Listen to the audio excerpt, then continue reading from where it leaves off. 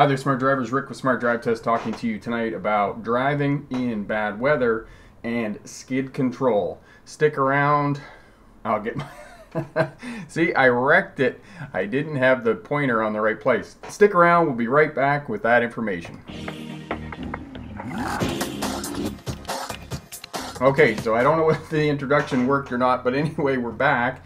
And tonight we're talking about bad weather and how to get traction, how to get skid control. So there's a few people here this week. Sam is here, Canadian is here, Steven is here, Vinny's here, Nama is here. And for those of you who are new to Smart Drive Test helps new drivers get a license, veteran drivers to remain crash-free, and CDL drivers to get a license as a truck or bus driver. And I am Rick August and started the channel here about 3 years ago. In rain, tires will evacuate or pump out as much as 1 gallon per second. And that's why some tires are much better in rain than other tires. Winter tires, the reason that they're much better is because the rubber compound is softer, so when it gets cold, it still flexes, and when it flexes, it ejects that snow from the tire. So this is the reason that you want winter tires. Now, if in the winter time, if you're running on a lot of snow and ice and hard pack, you want steel studded tires because they're actually going to dig into the snow and ice. There's two kinds of loss of control in terms of steering. There's oversteering, and oversteering is when the back end of the vehicle comes around. Now, the opposite of oversteering is understeering, and understeering is when you turn the steering wheel, but the vehicle continues to go straight.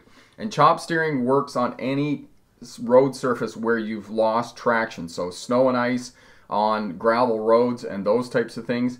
It's a technique that's adopted from racing, so if you watch any of the rally car racing videos where they have the camera in the car, you'll see the driver, oftentimes they'll have a piece of tape on the top of the steering wheel, and as they're going around the corner, they're pulling and releasing the steering wheel. If a crash is imminent, try to slow the speed of the vehicle as much as possible. Steer like a mad person, don't give up, and as well, if a crash is imminent, aim for something soft as opposed to something hard. And yes, that's a good point that Tim has here about if a crash is imminent, make sure your hands and arms are not covering the steering wheel at the time of impact. Yes, so that the airbag, so that you're not getting forearms slammed into your face and those types of things, which is an excellent point.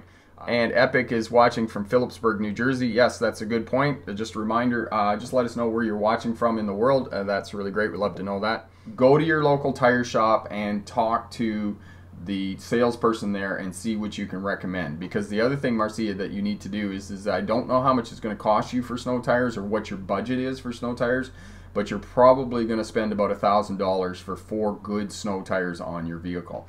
Now, the other thing that Gary recommended was that you have 2 sets of rims for your vehicle. So you have a set of rims and snow tires, and then you have a set of rims and your all-season tires for the summertime, and it's going to cost you a little bit less because if you have to take your snow tires and actually put them on the rims you have your summer tires on, it's going to cost you about $200 to switch your tires over. Whereas if you have your tires on different sets of rims, and you can just bolt them on when you change your tires over in the winter time, it's only going to cost you about 30-40 bucks. Okay, so it's a little bit cheaper. Odie, I recommend your YouTube videos to our Facebook group of Filipino nurses, immigrants here in the US, and most of them are following you now. Anyhow, thanks again. Because of you, I passed my DMV Texas license. That is so awesome, Odie. Thank you so much. Thank you so much for the endorsement. And thank you for all of the nurses who are also following the channel. That is really awesome. You just made my night. You really did. I'm so grateful. Thank you so much for that. I'm really glad that I can help out. Okay, Hall Phase, good night. All the best there in Toronto, and stay warm there in Ontario. Have a good night, my friend. What is the difference between driving how to drive a standard versus a manual truck? Okay, so Tommy, a passenger vehicle has a synchromesh transmission, whereas a big truck will have a non-synchromesh transmission.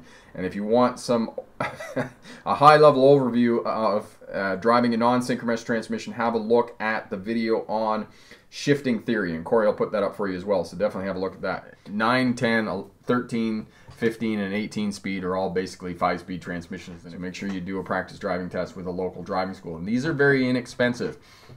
I know for Sam at Rookie Auto Driving School there in the Bronx, it's only about 20 bucks, so it's money very well invested. Okay, so good night to everybody. Thanks again for showing up. Thank you very much for your questions and your engagement in the live stream and making all of this channel as great as it is. Thanks again, and remember, pick the best answer, not necessarily the right answer. Have a great night. Bye.